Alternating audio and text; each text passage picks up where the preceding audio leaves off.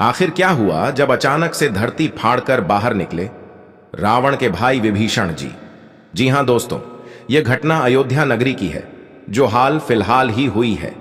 पिछले कुछ दिनों से हम सभी यह सुनते आ रहे हैं कि जब से राम मंदिर उद्घाटन का कार्य जितना समीप आ रहा है, वैसे वैसे ही एक से घटनाएं भी सामने आ रही हैं, जिसमें सर्वप्रथम गिद्धों की झुंड की घटना सामने आई थी, उसके बाद वानरों के झुंड की और उसके बाद भालू के झुंड की घटना हमारे सामने आई थी।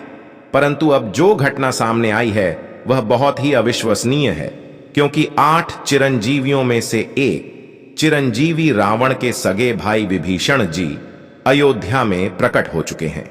इसके बाद लोगों के मन में शंकाएं पैदा हो रही हैं कि यह क्या हो रहा है और आखिर यह कैसे हुआ। ये विचार सभी के मन में आ रहे हैं। तो आपको बता दें कि विभीषण जी को प्रभु श्री राम ने ही समय के अंत तक जीवित रहने का वरदान दिया था। दोस्तों, रावण के भाई विभीषण बहुत बड़े राम भक्त थे। जिस प्रकार से हनुमान जी, जामवंत जी, सुग्रीव और अन्य बहुत से लोग जो राम जी के बहुत बड़े भक्त थे, उनमें से एक हैं विभीषण। विभीषण जी जिन्होंने प्रभु श्री राम की मदद की थी रावण की मृत्यु करने में, क्योंकि एकमात्र विभीषण जी ही यह जानते थे कि रावण की नाभि में अमृत है, और वही एकमात्र सबूत थे जिन्हें यह पता था कि वह अमृत सिर्फ और सिर्फ रावण की नाभि में है और रावण सिर्फ वही वार करने से मरेगा। अगर विभीषण जी उस वक्त श्री राम का साथ नहीं देते तो हो सकता था आज रामायण का इतिहास कुछ और होता। दोस्तों, महर्षि विश्रवा को असुर कन्या कैकसी के संयोग से 3 पुत्र हुए, जो कि रावण, कुंभकर्ण और विभीषण थे। विभीषण विश्रवा के सबसे छोटे पुत्र थे। विभीषण बचपन से ही धर्मपरायण और भगवान का भक्त था। विभीषण की पत्नी का नाम सरमा और उसकी बेटी का नाम त्रिजटा था। एक बार तीनों भाइयों ने बहुत दिनों तक कठोर तपस्या करके ब्रह्मा जी को प्रसन्न कर लिया। ब्रह्मा ने प्रकट होकर तीनों से वर मांगने के लिए कहा। रावण ने अपने महत्वाकांक्षी स्वभाव के अनुसार ब्रह्मा जी से त्रैलोक्य विजयी होने का वरदान मांगा। कुंभकर्ण ने इंद्रासन की जगह गलती से निंद्रास्थान मांग लिया, इसलिए वह वर्ष में बस 1 दिन के लिए ही जागता था। अंत में विभीषण ने उनसे भगवत भक्ति की याचना की। तपस्या से लौटने के बाद रावण ने अपने सौतेले भाई कुबेर से सोने की लंकापुरी को छीनकर उसे अपनी राजधानी बनाया और ब्रह्मा के वरदान के प्रभाव से त्रैलोक्य विजयी बना। विभीषण भी रावण के साथ लंका में रहने लगे। रावण ने जब सीता जी का हरण किया तब विभीषण पराई स्त्री के हरण को महापाप बताते हुए सीता जी को श्री राम को लौटा देने की सलाह देकर हमेशा धर्म की शिक्षा देता था, लेकिन रावण उसकी एक नहीं सुनता था। अंत में रावण ने उसे लंका से निकाल दिया। दोस्तों, जब हनुमान जी सीता की खोज करते हुए लंका में आए, उन्होंने श्री राम नाम से अंकित विभीषण का घर देखा। घर के चारों ओर तुलसी के वृक्ष लगे हुए थे। सूर्योदय के पूर्व का समय था। उसी समय श्री राम नाम का स्मरण करते हुए विभीषण जी की निद्रा भंग हुई। राक्षसों के नगर में श्री राम भक्त को देखकर हनुमान जी को आश्चर्य हुआ। 2 राम भक्तों का परस्पर मिलन हुआ। हनुमान जी ने उनसे पता पूछकर अशोक वाटिका में माता सीता का दर्शन किया।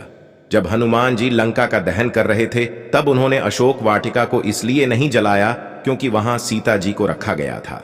दूसरी ओर उन्होंने विभीषण का भवन इसलिए नहीं जलाया क्योंकि विभीषण के भवन के द्वार पर तुलसी का पौधा लगा था। भगवान विष्णु का पावन चिन्ह शंख, चक्र और गदा भी बना हुआ था। सबसे सुखद तो यह कि उनके घर के ऊपर राम नाम अंकित था।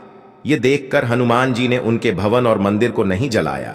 रावण के निकाले जाने के बाद विभीषण के पास और कोई चारा नहीं था। वे प्रभु श्री राम की शरण में चले गए। वे चाहते थे कि निर्दोष लंकावासी न मारे जाएं और लंका में न्याय का राज स्थापित हो। विभीषण के शरण याचना करने पर सुग्रीव ने श्री राम से उसे शत्रु का भाई व दुष्ट बताकर उनके प्रति आशंका प्रकट की और उसे पकड़ कर दंड देने का सुझाव दिया। हनुमान जी ने उन्हें दुष्ट की बजाय शिष्ट बताकर शरणागति देने की वकालत की। इस पर श्री राम जी ने विभीषण को शरणागति न देने के सुग्रीव के प्रस्ताव को अनुचित बताया और हनुमान जी से कहा कि आपका विभीषण को शरण देना तो ठीक है, किंतु उसे श्रेष्ठ समझना ठीक नहीं है। इस पर श्री हनुमान जी ने कहा कि तुम लोग विभीषण को ही देखकर अपना विचार प्रकट कर रहे हो, मेरी ओर से भी तो देखो मैं क्यों और क्या चाहता हूं। फिर कुछ देर हनुमान जी ने रुक कर कहा, जो एक बार विनीत भाव से मेरी शरण की याचना करता है और कहता है मैं तेरा हूं, उसे मैं अभयदान प्रदान कर देता हूं। यह मेरा व्रत है, इसलिए विभीषण को अवश्य शरण दी जानी चाहिए। दोस्तों, विभीषण का एक गुप्तचर था जिसका नाम अनल था। उसने पक्षी का रूप धारण कर लंका जाकर रावण की रक्षा व्यवस्था तथा सैन्य शक्ति का पता लगाया और इसकी सूचना भगवान श्री राम को दी थी। विभीषण ने ही राम को कुंभकर्ण, मेघनाद और रावण की मृत्यु का रहस्य बताया था। भगवान श्री राम ने विभीषण को लंका का नरेश बनाया और अजर अमर होने का वरदान दिया। विभीषण जी सप्त चिरंजीवियों में एक हैं और अभी तक विद्यमान हैं। विभीषण को भी हनुमान जी की तरह चिरंजीवी होने का वरदान मिला है। वे भी आज सशरीर जीवित हैं। इंद्रादि देवताओं के बाद धरती पर सर्वप्रथम विभीषण ने ही हनुमान जी की शरण लेकर उनकी स्तुति की थी। विभीषण ने हनुमान जी की स्तुति में एक बहुत ही अद्भुत और अचूक स्तोत्र की रचना की है। विभीषण द्वारा रचित इस स्तोत्र को हनुमान वर्णवाल स्तोत्र कहते हैं। हनुमान जी ने सबसे पहले सुग्रीव को बाली से बचाया और सुग्रीव को श्री राम से मिलाया। फिर उन्होंने विभीषण को रावण से बचाया और उनको राम से मिलाया। हनुमान जी की कृपा से ही दोनों को ही भयमुक्त जीवन और राजपद मिला। इसी तरह हनुमान जी ने अपने जीवन में कई राक्षसों और साधु संतों को भयमुक्त और जीवन मुक्त किया है। मित्रों, विभीषण जी की ऐसी भक्ति देखकर भी यदि आपने अभी तक चैनल को सब्सक्राइब नहीं किया है और वीडियो को लाइक नहीं किया है तो आप पक्के सनातनी नहीं हैं। इसलिए इस वीडियो को ज्यादा से ज्यादा शेयर करें और तैयारी करें आने वाली 22 जनवरी 2024 की भव्य राम वाली दिवाली के लिए। इसी के साथ वीडियो में अंत तक बने रहने के लिए धन्यवाद मित्रों।